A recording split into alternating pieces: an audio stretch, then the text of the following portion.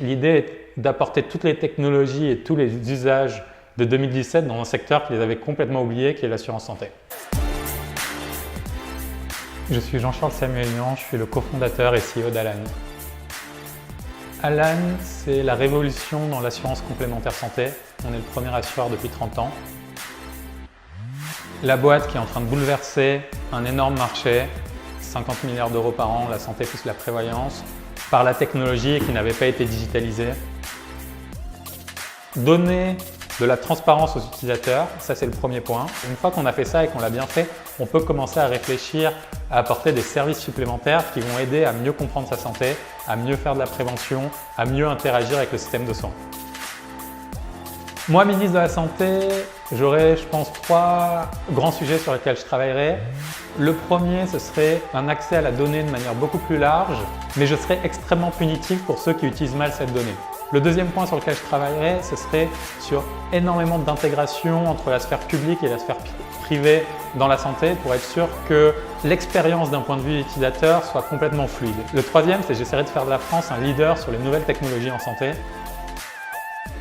Déjà, avant de parler du problème, commençons de ce qui est bien. On a un système qui est plutôt bien globalement et qui rembourse plutôt bien. Le problème, c'est qu'elle n'est pas claire, elle est très compliquée, elle n'était pas pensée pour les utilisateurs, elle n'était pas pensée produit. Et le principal enjeu, c'était déjà d'apporter ce niveau élémentaire de qualité de service qui était juste inexistant.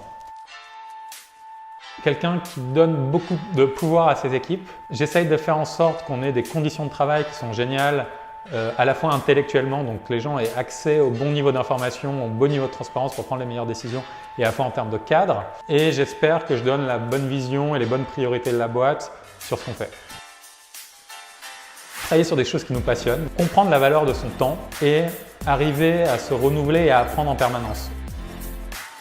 De l'ambition. Et quand je dis l'ambition, c'est se fixer des objectifs qui sont très hauts. Le deuxième, c'est le travail, c'est énormément de travail pour faire ça.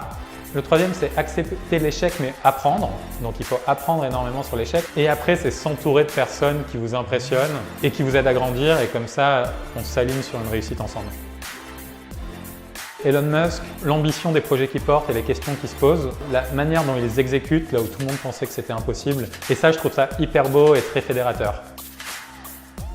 Une startup avec qui on a fait un partenariat, c'est Payfit dans la paix, parce qu'on pense que ça change aussi beaucoup la vie des entreprises. J'adore Citymapper et les initiatives qu'ils sont en train d'avoir en créant des bus à Londres pour pousser leurs produits à une étape d'après. Conto qui est en train d'attaquer la banque et de rendre aussi ce secteur qui était extrêmement complexe très simple.